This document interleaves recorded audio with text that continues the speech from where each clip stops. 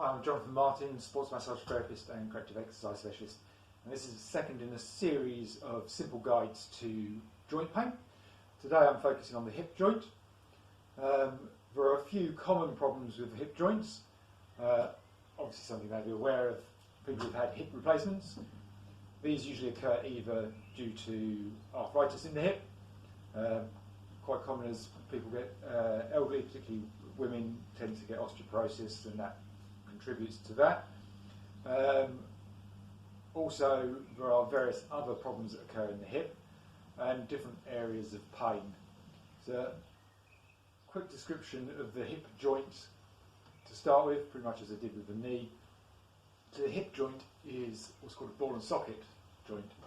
So initially it was a socket, so a bit like this, a cup area if you like, the cup of the hip in your pelvis basically has the femur, the top leg bone goes up into it. So that cup stops the leg coming back too far or going inwards particularly far, as in back towards me. However, it allows a lot of movement forwards and also out to the side.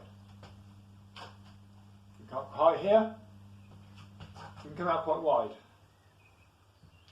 The movement inwards is a lot more restricted, as is the movement backwards, assuming we keep our pelvis still.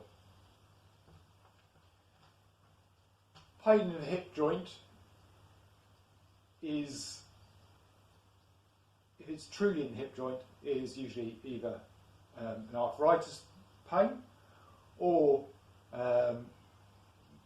what's called a labral tear, which is a small tear in the tissue around the ball of the hip.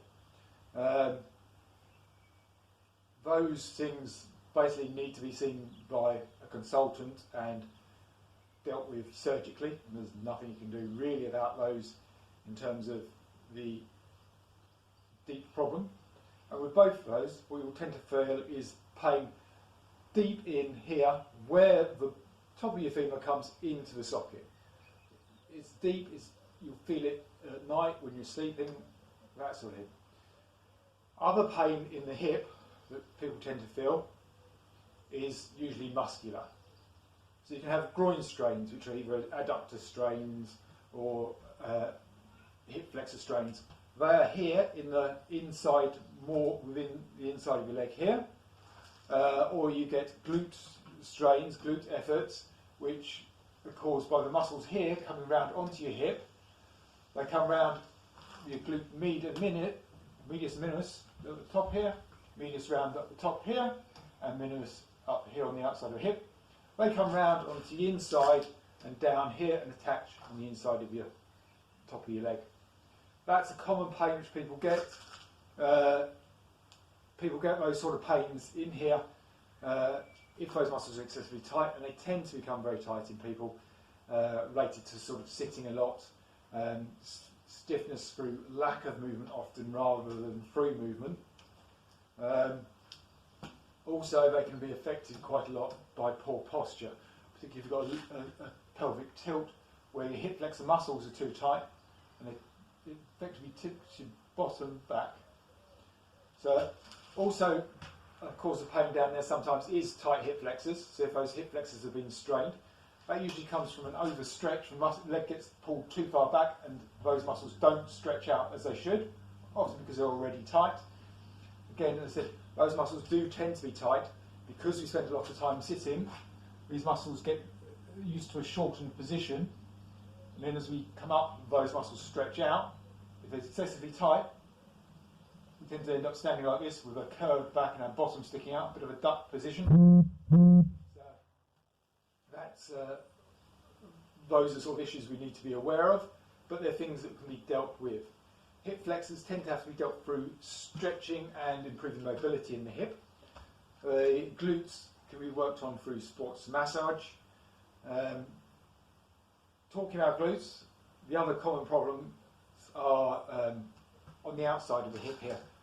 Again, people think that's hip joint pain, but usually if it's in this sort of area here, on the top of the femur, it's either a tendinitis or a bursitis over what's called the greater trochanter, which is where glute max and various other muscles join onto the top of the femur.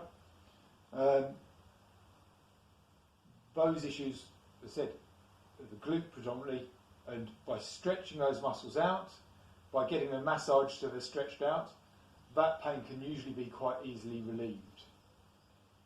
For all the problems with the hip which I've talked about today, mobility is the key. Stretching, getting those muscles moving, getting them warmed up, getting them working for a big range of movement. So I will include a video which you should see just up here any second now. That link will take you to my knee hip balance class exercises.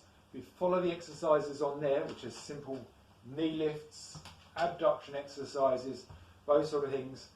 They will help hugely in improving hip mobility and the strength in those muscles in the right direction, and will help reduce any pain you've got there. If you have any questions about hip pain, do feel free to get in contact with me. There was also a little video I did a little while ago about sciatica, which is a slightly different thing, and I'll cover a bit more in the video I do on lower back pain coming up soon.